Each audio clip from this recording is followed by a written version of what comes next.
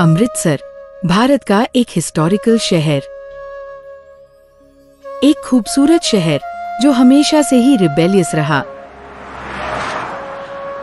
मध्यकाल में काबुल तक अपनी बाउंड्रीज को एक्सटेंड करना हो या फ्रीडम स्ट्रगल लड़ना हो, ये शहर हमेशा महत्वपूर्ण रहा।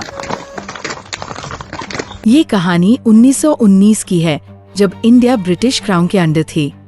ब्रिटिश कॉलोनाइजेशन के अंडर भारत को अपने चंगुल में रखने के लिए लोगों, प्रेस और किसानों पर कई नियम और कानून लगाए गए जो बहुत अमानवीय थे। ब्रिटिश कॉलोनाइजेशन के भारत से खत्म होने की कहानी में एक इम्पोर्टेंट कैटलिस्ट का काम किया था फर्स्ट वर्ल्ड वॉर ने। साल 1914 से 1918 तक फर्स्ट वर्ल्ड वॉर होता रहा। इस वर्ल्ड वॉर में अंग्रेज जिन देशों से लड़ रहे थे, उन देशों के अगेंस्ट भले ही ब्रिटिश क्राउन लड़ रहा हो, लेकिन जो कॉमन सोल्जर इस लड़ाई में उनकी लड़ाई लड़ रहे थे वो इंडियन थे। लगभग 25 लाख से अधिक भारतीय सैनिकों ने ब्रिटिश एम्पायर की सब्जेक्ट के रूप में ये लड़ाई उनके लिए लड़ी थी। वो भी तब जब इंडियन सबकॉन्टिनेंट में एक तरफ स्वराज की डिमांड हो रही थी, वही दूसरी तरफ ब्रिटिशर्स हर वो कोशिश कर रहे थे कि भारत में ये फ्रीडम स्ट्रगल इतना पॉपुलर होकर आम लोग तक ना पहुँचे, ताकि जो पुअर इंडियंस ये लड़ाई रोटी और अपनी बेसिक जरूरत के लिए लड़ रहे वो कभी भी ब्रिटिश एम्पायर के लिए डिसलॉयल ना हो। ऐसे में फेक प्रॉमिसेस किए गए। उनमें से एक थी स्वराज की डिमांड, लेकिन वर्ल्ड वॉर 1918 में खत्म हो गई थी और भारतीय डोमिनियन स्टेटस की मांग पूरी होने की उम्मीद कर रहे थे। लेकिन अंग्रेजों ने इस डिमांड को इग्नोर कर दिया। तब जो पब्लिक डोमिनियन स्टेटस एक्सपेक्ट कर रही थी, तब एक्सपेक्टेशंस को कुचलने के लिए एक एक्ट पास किया गया और वो था रॉलेट एक्ट। इस एक्ट में ब्रिटिश पुलिस को ये राइट दिया गया कि वो किसी को भी इन्फिनिट टाइम्स के लिए अरेस्ट कर सकते थे, वो भी बिना किसी कोर्ट या ट्रायल के। ये काला कानून मूल रूप से ब्रिटिशों को किसी भी भारतीय को बिना रीजन बताए लीगली जेल में डालने का अधिकार देता था। इस क्रूर कानून के अगेंस्ट भारत में विरोध होने लगे और इसको वापस लेने के लिए रैलियां होने लगे। अमृतसर में डॉक्टर सत्यपाल और डॉक्टर सैफुद्दीन किचलू विरोध का चेहरा बन गए। विभिन्न धर्मों और राजनीतिक विचारधाराओं से ऊपर उठकर लोग डॉक्टर किचलू और डॉक्टर सत्यपाल के नेतृत्व में एकजुट हुए। उन्होंने लोगों से रॉलेट एक्ट के खिलाफ सत्याग्रह करने के लिए आम हड़ताल का आह्वान किया। एक दिन उन दोनों को अमृतसर के ब्रिटिश कमांडेंट के घर पर बात करने के लिए बुलाया जाता है, लेकिन बात और चर्चा के बजाय धोखे से दोनों को अरेस्ट कर लिया जाता है और 10 अप्रैल 1919 को उनकी गिरफ्तारी हुई और उसके बाद इनको हिमाचल जेल में डाल दिया जाता है। इसे आम जनता और गुस्से में आ जाती है और 13 अप्रैल बैसाखी के दिन स्ट्रिक्ट ऑर्डर की रैली नहीं की जाएगी के बाद भी जलियांवाला पार्क में एक रैली ऑर्गेनाइज कर दी जाती है। अमृतसर में बैसाखी के शुभ दिन जलियांवाला बाग नामक एक पार्क में एक सभा का आयोजन किया गया था।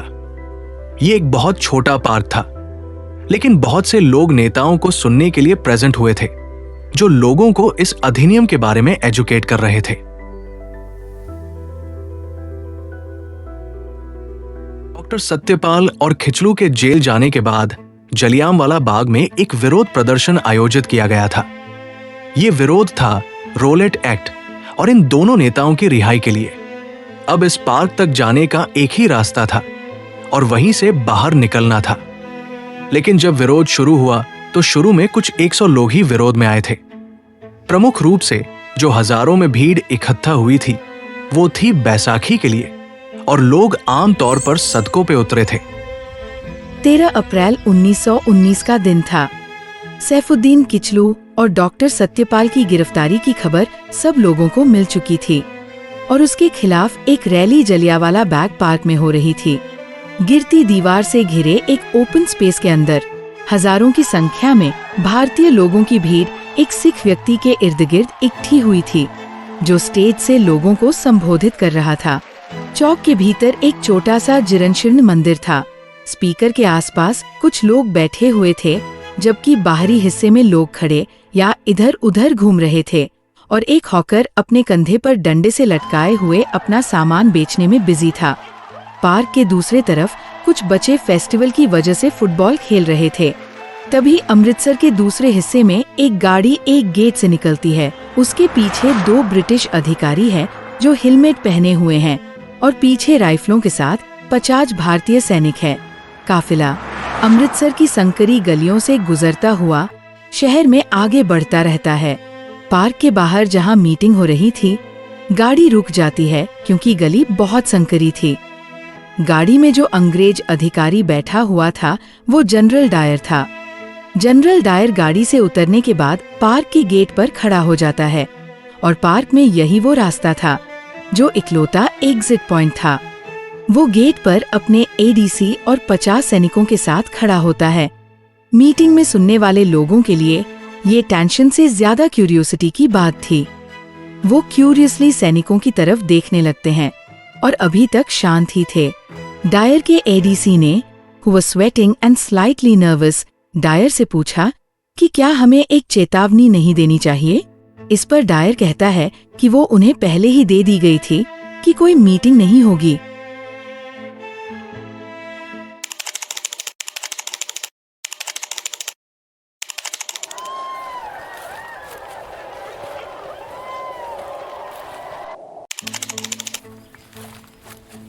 सर, क्या हमें चेतावनी नहीं देनी चाहिए?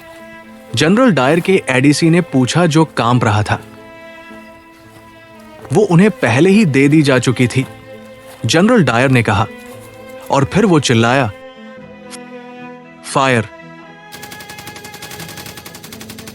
इससे पहले कि कोई कुछ समझ पाता, गोरखा और बलूची ब्रिटिश इंडियन आर्मी के सैनिकों ने इंडेफिनिट फायरिंग उन आम लोगों पर शुरू कर दी। भीड़ जो अब तक क्यूरियसली सैनिकों को, बैसाखी के मेले को, पॉलिटिकल रैली को देख रहे थे, वो डर कर इधर उधर भागने लगे। 1650 राउंड की गोलियां चली। गोलियां तब तक चली जब तक वो खत्म नहीं हो गई। मासूम लोग अपनी जान बचाने के लिए कह जाते। एग्जिट पॉइंट तो बस एक था जिस पर डायर खड़ा था। कुछ ही मिनट में पूरा पार्क चीखों से भर गया, लेकिन जनरल डायर चुप अब सैनिकों के पीछे आगे पीछे चल रहा था। पार्क में एक छोटा सा कुआं था। देखते ही देखते वो पूरा पार्क लाशों से भर गया और ये सब कुछ हुआ बस 10 मिनट में ही, और फिर सब कुछ शांत हो गया। लगभग 1000 से ज्यादा लोग मारे जाते हैं। घायल लोग चिल्लाते रहे, लेकिन किसी ने उन्हें बचाने की कोशिश नहीं की। सारी गोलियां खत्म होने के बाद जनरल डायर और उसके सिपाही अपनी गाड़ियों में बैठकर वापस चले गए। पार्क में अब सिर्फ लाशें ही थी और थी चीखें। अगले दिन इस घटना की खबर देश में फैल गई। रातों रात पूरी पंजाब में मार्शल लॉ लगा दिया गया। एक तरह से पूरा पंजाब को नजरबंद कर दिया। अगले दिन इस बुड़तल मास्कर की पूरे देश में चर्चा होने लगी। ये घटना एक छोटी घटना नहीं थी, ये एक बुनियादी घटना बन गई जिसने भारत में रेवोल्यूशनरी मूवमेंट को रिवाइव किया, और ये रिवाइवल भारत की आजादी की नींव बना। इस घटना के बाद पंजाब में सेंसरशिप लगा दी गई और पूरा देश इस घटना को देख रहा था कि कैसे कॉलोनाइज्ड कंट्री में एक दिन एक ब्रिटिश ऑफिसर पार्क के एग्जिट पे खड़ा होकर इंडेफिनिट फायरिंग आम लोगों पर कर देता है और मासूम औरतें, बच्चे और बूढ़े मारे जाते हैं जो सिर्फ एक मीटिंग कर रहे थे। रविंद्रनाथ टैगोर ने इस घटना के विरोध में अपना नाइटहुड वापस कर दिया था। 13 अप्रैल 1919 को जलियांवाला बाग इंसिडेंट के बाद सत्यपाल को मार्शल लॉ कमीशन ने मौत की सजा सुनाई थी, लेकिन बाद में इस सजा को आजीवन निर्वासन और फिर आजीवन कारावास में बदल दिया गया। हालांकि किंग द्वारा जनरल एमनेस्टी के कारण उन्हें दिसंबर 1919 में रिहा कर दिया गया था। सारे इंपॉर्टेंट पॉलिटिकल लीडर्स को जेल में डाल दिया और जनरल डायर को इंग्लैंड भेज दिया गया और उसके खिलाफ एक कमीशन बना दी गई जो ये जांच करे कि आखिर ऐसा क्यों किया गया। इस इंसिडेंट की जांच के लिए एक कमीशन बनाया गया था, उसका नाम था हंटर कमीशन। लेकिन इसे इतना वास्ट बनाया गया था कि डायर को सजा हो ही नहीं सकती थी। इसमें 3 अंग्रेज और केवल एक भारतीय वकील था। आयोग की ऑफिशियल रिपोर्ट थी। वो खुद अपने आप में एक स्लैप था इंडियन इंटेलिजेंसिया के चेहरे पर, जो तब तक ब्रिटिश एम्पायर के जस्टफुल होने की बात करती थी। इन सब बातों में जो सवाल था वो ये था कि क्या वाकई में जनरल डायर इतना पागल था कि वो इस बात से कि कुछ लोग एक पार्क में रैली कर रहे थे, वो सीधी गोलियां ही चला दे। और आखिर इसे क्या रिजल्ट मिला? क्या डायर नहीं जानता था कि ये मासकर एक अनफॉरगिवेबल सिन है, एक ऐसा सिन की हंटर आयोग जैसा बीशन भी डायर को निर्दोष नहीं कह पाया और इस एक्ट की क्रिटिसिज्म की गई? या कोई एश्योरेंस डायर को दिया गया था कि उसका कुछ नहीं होगा?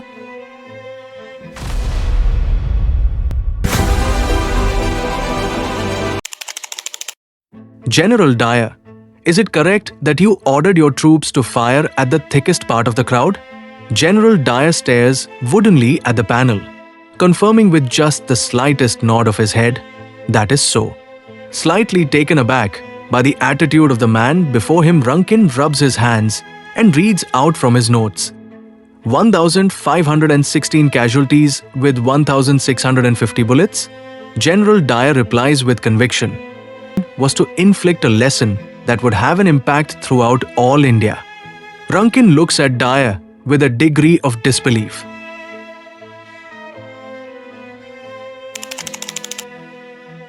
After firing took place, did you took any measure to help the wounded? जवाब देता है कि no, certainly not. It was not my job. Hospitals were open, victims could have gone there. क्या ऐसी कोई जानकारी या सबूत है कि ये राजनीतिक विरोध हिंसक हो सकता है? जवाब देता है, नहीं, उनके पास कोई हथियार नहीं, लेकिन लाठी थी और वो लाठी हथियार की तरह काम कर सकती थी। क्या उन लोगों ने गोली चलाने से पहले कोई चेतावनी दी थी?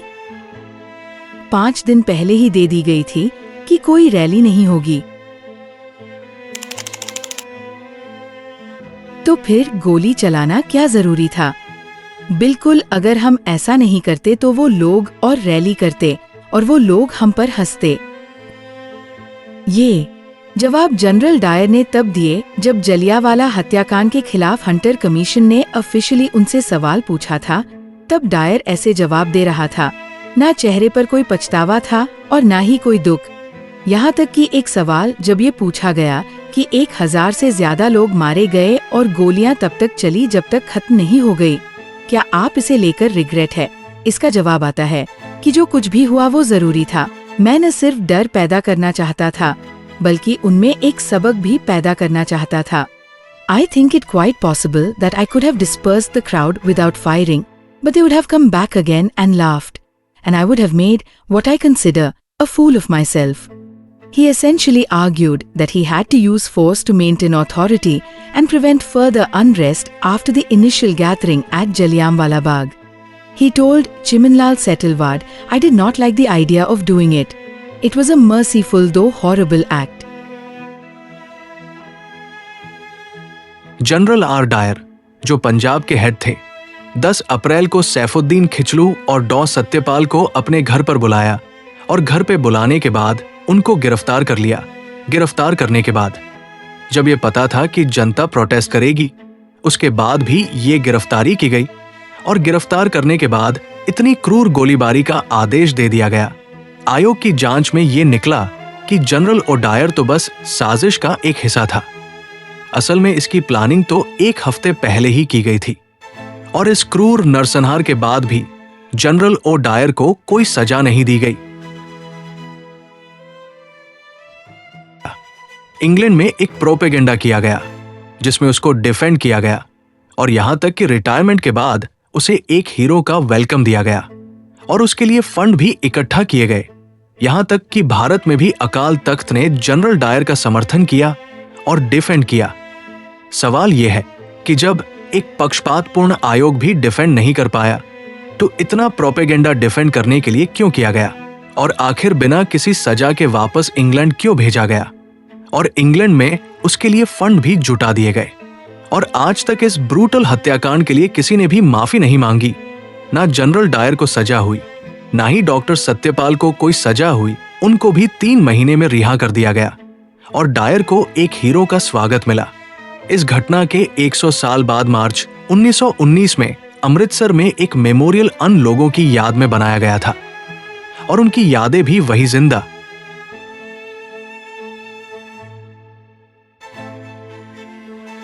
इस घटना के 10 साल बाद ही जनरल डायर की मौत हो गई, लेकिन इस घटना के मुख्य कॉन्स्पिरेटर जनरल एम डायर को 25 साल के बाद उधम सिंह ने लंदन में मार दिया।